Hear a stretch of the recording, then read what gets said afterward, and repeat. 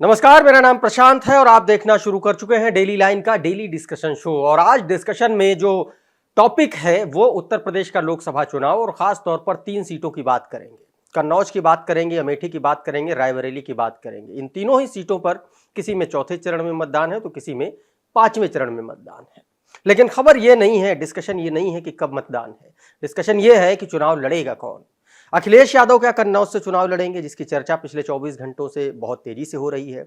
क्या अमेठी और रायबरेली से प्रियंका गांधी और राहुल गांधी चुनाव लड़ेंगे, जिसकी चर्चा भी लगातार हो रही है? और कहा यह जा रहा है कि कांग्रेस पार्टी ने एक इंटरनल सर्वे कराया है और उस सर्वे में यह बताया गया है कि अगर प्रियंका और राहुल गांधी चुनाव नहीं लड़ते हैं तो यहां से कांग्रेस की विदाई उत्तर प्रदेश से हमेशा हमेशा के लिए तय मानी जा रही है। तो एक तरफ मौका है और दूसरी तरफ जो है मजबूरी है कांग्रेस पार्टी की। और इसी पर चर्चा करेंगे। हमारे साथ हमारे सहयोगी अभिषेक पांडे जी मौजूद हैं। अभिषेक जी, बहुत बहुत स्वागत है एक नए डिस्कशन में। 3 सीटें बहुत महत्वपूर्ण हो गई हैं, चुनाव चल रहा है और इन सीटों पर कैंडिडेट को लेकर के, कैंडिडेचर को लेकर के अभी कोई तस्वीर साफ नहीं हो रही थी। लेकिन 24 घंटों में जिस तरीके से कयासबाजी लगी, या यूं कहें कि जो अंदरूनी सोर्सेज है, जो पार्टी के भीतर के जो लोग हैं, वहां भी चर्चा चल रही है, कैसे देख रहे हैं? देखिए, बिल्कुल आपने सही कहा कि जो 3 सीटें हैं आपकी, अब कन्नौज ले लीजिए, हॉट सीट है, रायबरेली, अमेठी, तस्वीर साफ नहीं हो पा रही थी कि भाई जो कन्नौज का जिक्र होता है तो अखिलेश यादव का जिक्र होता है, रायबरेली अमेठी का जिक्र होता है तो राहुल गांधी प्रियंका गांधी का जिक्र होता है, लेकिन ये लोग लोकसभा चुनाव लड़ने की तस्वीर में उत्तर प्रदेश से कहीं दिख नहीं रहे थे। लेकिन अचानक से ये तस्वीर बदली है। कन्नौज में तेज प्रताप यादव के नाम की घोषणा हो गई लेकिन अब ये ऐसा कहा जा रहा है कि तेज प्रताप यादव नहीं, अखिलेश यादव ही नामांकन करेंगे। उसकी कोई आधिकारिक सूचना नहीं आई, लेकिन वहां पर तैयारियां पूरी हो चुकी हैं कि नहीं, अखिलेश यादव ही कन्नौज से चुनाव लड़ेंगे। तो ये वहां पर इस समय माहौल पूरी तरीके से बदला हुआ दिख रहा है। रायबरेली, जब से ये मंगलसूत्र वाला मामला उठा है, प्रियंका गांधी को कांग्रेस ने आगे कर दिया है, आगे कर दिया। हाँ, ये बहुत बड़ी जुड़ा हुआ मुद्दा है, मंगलसूत्र की बात है, तो आप ही इस पे खेलिए, प्रधानमंत्री को। आप प्रियंका गांधी ने कल काउंटर भी किया है, बहुत काउंटर किया। तो उनकी सक्रियता जिस तेजी से बढ़ी है और रायबरेली जो उनके हाथों से जाता हुआ दिख रहा है, मुझे ऐसा लग रहा है कि ये लगभग तय हो चुका है कि रायबरेली से प्रियंका गांधी को अब मौका दिया जाएगा, उतार दिया जाएगा कि अब आप चुनाव लड़िए।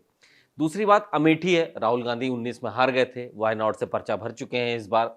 लेकिन अगर वो इस बार कंटेस्ट नहीं करते हैं तो आप मानिए कि उनको यहां से एक तरीके से हमेशा के लिए विदाई हो जाएगी, फिर उनको वापस यहां हासिल करने के लिए बहुत लंबा क्या ये ब्रजभूषण वाली स्थिति बनती जा रही है कि भैया पहले पश्चिम निपट लो, हरियाणा निपट लो, उसके बाद में देखेंगे टिकट देना है कि नहीं देना है? क्या वही स्थिति है? क्योंकि अगले फेज में केरल में चुनाव हो जाएगा, 20 सीटों पर परसों मतदान है। उसके बाद ये कहा जा रहा है कि राहुल गांधी भी फ्री, यहां से भी पर्चा भर देंगे। भाई वोट तो कैद हो चुके होंगे ना ईवीएम में वहां। बिल्कुल आपने बिल्कुल सही चीज को पकड़ा, मैं इसी पे आने वाला था। हाँ। ये फेज दर फेज स्ट्रैटेजी को बदलने वाली बात है। ठीक उसी तरह कि भाई कैसरगंज में ठीक है, नाराज हैं, जाट नाराज हैं, पहलवान नाराज हैं, लेकिन जब वहां वोट पड़ चुका होगा तो फिर वो नाराजगी कहां दिखा क्या ही होगा, नाराजगी का कोई मतलब नहीं है। उसी तरह केरल में वायनाड में जब वोट पड़ चुका होगा तो यहाँ पे उनको देने में क्या दिक्कत है, वोट तो पड़ चुका होगा। और क्योंकि ये चुनाव इतना इंटरेस्टिंग हो चुका है, हाँ, पीपल्स जो ओपिनियन है इतनी तेजी से बदलते हैं कि हर फेज दर फेज आप सोचिए कि पहले हमने देखा है कि चुनाव में पहले प्रत्याशियों की पूरी सूची आ जाती थी, बहुत पहले आ जाती थी, लेकिन अब तो ऐसी स्थिति है कि नामांकन के 1 घंटा पहले तक जारी कर दिया था कि अब आप जाइए। इस कदर माइक्रो लेवल पे तैयारियां पार्टियां कर रही हैं। जिस दिन वोट पड़ न जाए उस दिन तक मानिए नहीं कि यही चुनाव लड़ रहे हैं। बिल्कुल, आप यकीन रखिए, कोई हो सकता है दौड़ता हुआ फॉर्म AB सिंबल लेता हुआ कलेक्ट्रेट पहुंचता हुआ दिखाई दे। तो इसी लिहाज से अमेठी और रायबरेली, ये दो सीटें मुझे लगता है कांग्रेस भी इंतजार कर रही थी स्ट्रेटेजिकली कि हम इसको लास्ट थोड़ा तीनों सीटों पर एक एक करके बात कर लेते हैं। कन्नौज की बात करें, सुब्रत पाठक हैं और अभी तेज प्रताप यादव को लिखित में मान लीजिए और ओरली आप मान लीजिए अखिलेश यादव को। क्या स्थिति बन रही है? देखिए, अगर अखिलेश यादव चुनाव लड़ेंगे तो आप यकीन मानिए कि उनका प्रभाव है वहां पे, हाँ, अच्छा प्रभाव है। करहल से वो विधायक भी हैं जो कि उसी क्षेत्र में आता है, तो ऐसे में वहां पर उनको एक अच्छा और पिछली बार कोई बहुत बड़ा मार्जिन था भी नहीं सुब्रत पाठक था, मेरे ख्याल से 8-8 हजार का कुछ बहुत ज्यादा मार्जिन था नहीं। और इस बार जो खबरें हैं कि सुब्रत पाठक को लेकर के वहां पे एक रिएक्शन है, लेकिन अच्छा। कोई जब अच्छा विकल्प नहीं होगा तो फिर लोग करेंगे क्या? तो मुझे लगता है अगर अखिलेश यादव चुनाव लड़ते हैं तो इंटरेस्टिंग चुनाव होगा। मैनपुरी बगल में डिंपल यादव, कन्नौज अखिलेश यादव, तो ये बड़ा इंटरेस्टिंग हो जाएगा वो पूरा इलाका। और मुझे लगता है कि समाजवादी पार्टी या इंडिया अलायंस की विनिंग प्रोबेबिलिटी भी बढ़ जाएगी, बढ़ जाए। एक सीट कम से कम ऐसा माना जाएगा कि विनिंग प्रोबेबिलिटी आपकी बढ़ गई। अखिलेश यादव बड़ा नाम है, वो चुनाव लड़ेंगे तो समाजवादी पार्टी के अध्यक्ष हैं, बड़ा चेहरा, पूर्व मुख्यमंत्री हैं, दूसरी सबसे बड़ी पार्टी जो उत्तर प्रदेश में है विपक्ष की, उसके नेता हैं, तो एक विनिंग प्रोबेबिलिटी बढ़ जाएगी। ठीक उसी तरह अगर आप रायबरेली अमेठी में कांग्रेस के किसी कार्यकर्ता को लड़ा दीजिए, किसी तीसरे आदमी को लड़ा दीजिए, किसी चौथे आदमी को लड़ा दीजिए, तो आपकी जीतने की संभावनाएं कम हों। अभी मुझे मोबाइल पर किसी ने, जब हम चर्चा कर रहे थे इस डिस्कशन से पहले, तो किसी ने मुझे ये भेजा, अमेठी का जो दफ्तर है, रायबरेली का, माफ कीजिए, वहां पर रॉबर्ट वाड्रा के तस्वीरें, होर्डिंग्स, पोस्टर, बैनर, ये सब लगे हैं। तो क्या परिवार के भीतर एक टसल की स्थिति बनी हुई है क्या, गांधी परिवार के भीतर? ये तो है ही। वहां पे राहुल गांधी का एक अस्थायी निवास भी अमेठी में बना हुआ था, वहां की एक तस्वीर आई है 2 दिन पहले, और ये बताया जा रहा है कि कांग्रेस सूत्रों ने ही उसको रिलीज कराया है। अच्छा। वहां पे साफ सफाई चल रही है, पेंटिंग चल रही है, जो घास उग गई थी लॉन में उसकी कटाई चल रही है, बिजली ठीक किया जा रहा है, मतलब रंग रोगन पूरा रंग रोगन हो रहा है। तो भाई राहुल गांधी का जो अस्थायी निवास था अमेठी में, उसको ठीक किया जा रहा है। इसका मतलब राहुल गांधी वहां पे आ रहे हैं। ये वहां पे अंदर के काम करने वाले लोग कह रहे हैं कि हमको कहा गया है कीजिए, क्योंकि यहाँ पे राहुल जी आएंगे और यहाँ पे रहेंगे।